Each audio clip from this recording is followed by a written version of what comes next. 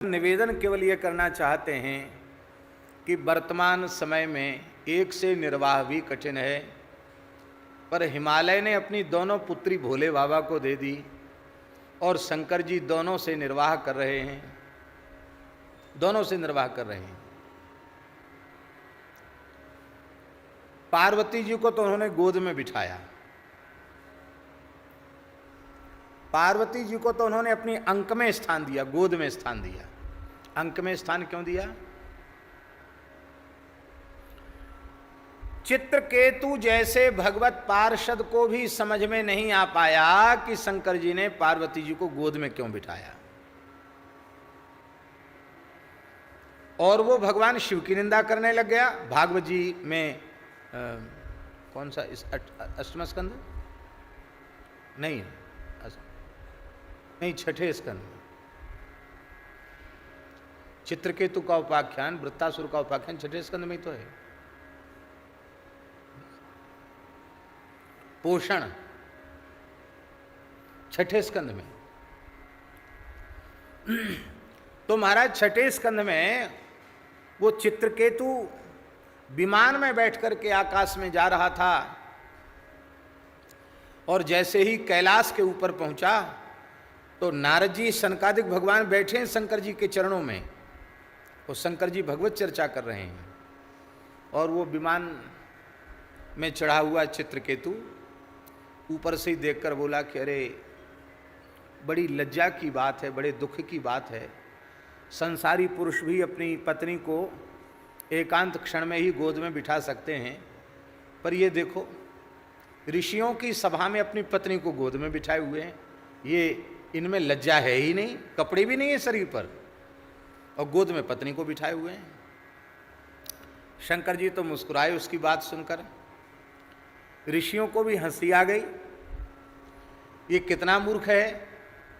शंकर जी तो मुस्कुराए इसलिए कि इसके गुरुजी तो बैठे हैं नीचे चरणों में, गुरुजी को तो हमें दोष नहीं दिखाई पड़ता, पर चेला इतना सिद्ध हो गया कि चेला को मेरे में दोष दिखाई पड़ा, अच्छी ही बात है। शंकर जी को नाराजगी नहीं हुई, पर पार्वती जी सहन नहीं कर सकी। उन्होंने कहा रे दुष्ट, जिन नारद जी की कृपा से भगवान शंकरषण ने तुझे अपना पार्षद बनाया, दिव्य विमान दिया, जिनकी कृपा से तू भगवत पार्षद हो गया, यहां तक पहुंच गया, तेरे वे गुरुजी यहां बैठकर कथा सुन रहे हैं, उन्हें भगवान शिव में दोष नहीं दिखाई पड़ता, और तू भगवान शिव की निंदा करता है।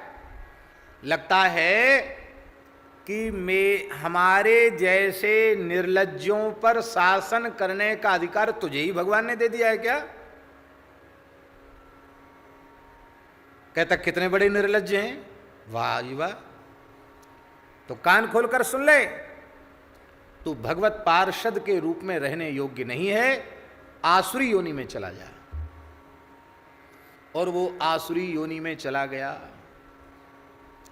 वही चित्रकेतु वृत्तासुर के रूप में हुआ, पर भगवान ने कृपा की, उस योनि में जाने के बाद भी उसकी भक्ति नष्ट नहीं हुई।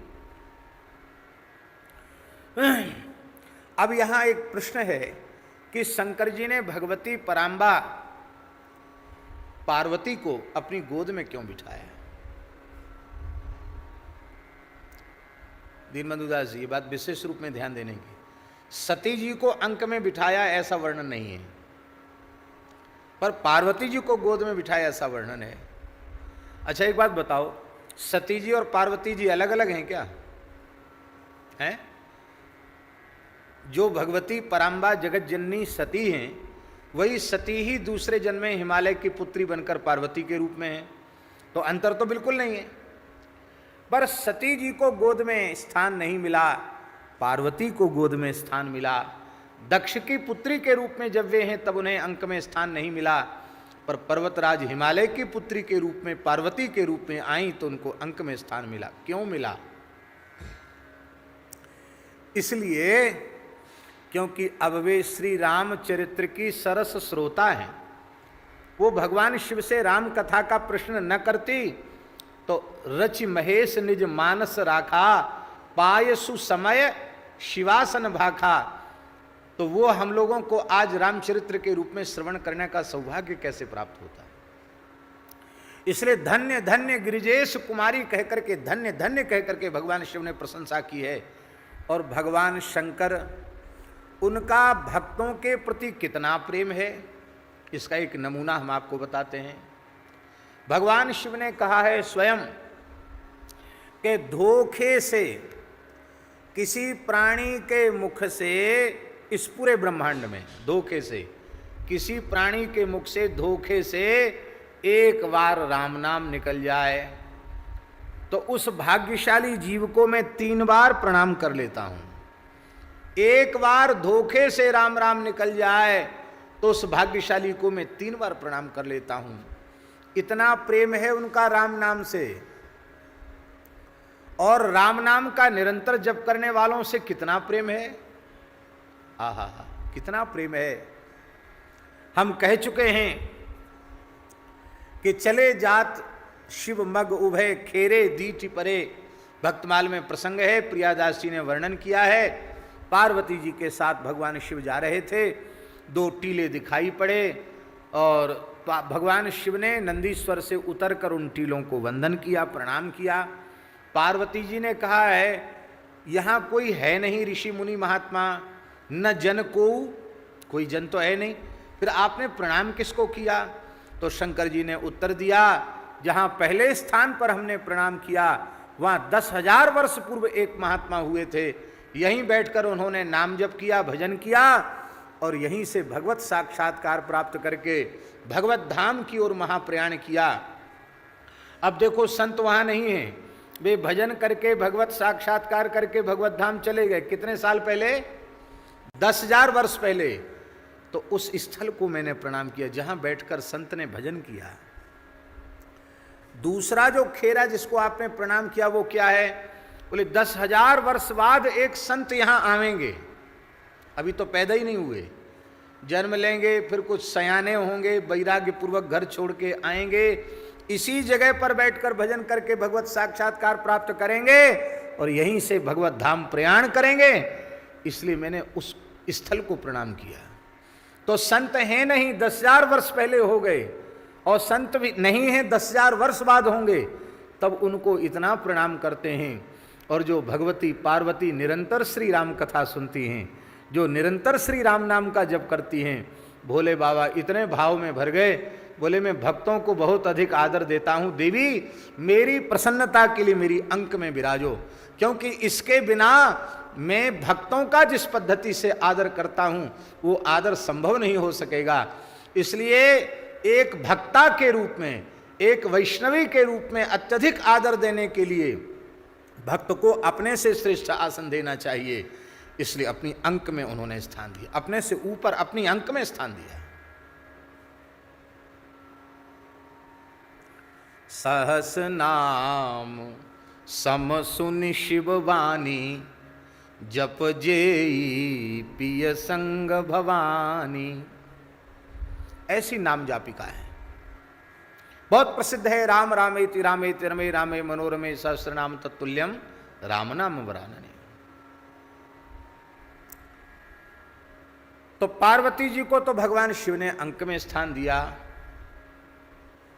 अब दूसरी बेटी गंगा, गंगा को कहाँ स्थान दें? तो श्री शंकर जी ने कहा आप तो राम कथा की श्रोता हैं, और श्रोता ऊपर बैठ के कथा सुने ये संभव नहीं है, वक्ता से नीचे होना चाहिए, तो आप मेरी अंक में हो। किंतु ये तो भगवान की चरणरज लेकर के आ रही हैं, और चरणरज चरणामृत को मस्तक पर ही धारण करना चाहिए। अकाल मृत्युहरणम सर्वव्याधि विनाशनम विष्णोः पादोदकम पीत्वा शिरसा धारयाम्यहम। चरणामृत को मस्तक पर धारण करना चाहिए। तो हे हिमराज पुत्री, आप तो भगवत पदी हो, विष्णु चरणामृत हो, आपको हम जटाओं में धारण करेंगे। झगड़ा नहीं है पार्वती जी में और गंगा जी में, नहीं दूसरे हो तो झगड़ा करे, एक को तो खोपड़ी पर चढ़ा लिया, हमको गोद में गोदई तक रखा, लेकिन नहीं, दोनों में परस्पर प्रेम है। और भव भामिनी इसलिए भी हैं कि भगवान शिव की प्रथम संतान गंगा जी से उत्पन्न हुई है। कार्तिकेय जी का जन्म गंगा जी से है, इसलिए गंगा भी कार्तिकेय जी की माता है। भगवान शिव का अमोघ शुक्र, जिसे पराम्बा भगवती आद्या प्रकृति महाविद्या भगवती जगदम्बा के गर्भ में स्थापित होने के पहले ही और उसे अग्नि ने याचना कर लिया और अग्नि उसे धारण नहीं कर सके भगवान शिव के उस अमोघ तेज को, तब उन्होंने भगवान शिव की ही पत्नी प्रियतमा श्री गंगा जी को वह अर्पित किया और गंगा जी ने उसे अपनी धारा से उच्छलित करके वन में फेंका। स्कंदम धातु पर सर्वेश्वरी स्कंद नाम हुआ और 100 योजन तक का वन स्वर्ण में हो गया उस बालक के स्पर्श से, और वही हुए कार्तिकेय जी महाराज। कृत्तिकाओं ने 6 ऋषि पत्नियों ने आकर के दूध पिलाया। पहले कार्तिकेय जी का मुख एक ही था, बालक होकर के रो रहे थे। ऋषि पत्नी कृतिकाएं वहाँ से जा रही थी, उन्होंने इतना सुंदर बालक है, दूध क्यों लगता भूखा है, तो बालक को देखकर वो 6 विवाद करने लगी, नहीं मैं पिलाऊंगी दूध, मैं पिलाऊंगी दूध, मैं पिलाऊंगी दूध। कार्तिकेय जी बोले माताओं झगड़ा मत करो, हमें भूख लगी, हम तो 6 का एक साथ पी लेंगे। तो एक मुख तो था ही, 5 मुख और हो गए, 6 मुख हो गए और एक साथ 6 माताओं का दूध पिया। तो पार्वती तो उनकी माता हैं ही,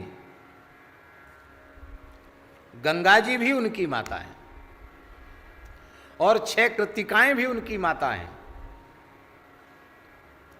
इस प्रकार से कार्तिकेय जी का अवतरण हुआ। तो ये चौथा स्वरूप जो गंगा जी का है वो भव भामिनी का स्वरूप है। जैसे भव भामिनी पार्वती हैं, ऐसे ही भव भामिनी श्री गंगा जी हैं। इसलिए लगता है गोस्वामी जी ने भव भामिनी के रूप को भी उजागर करते हुए 4 पद श्री गंगा जी के लिए लिखे।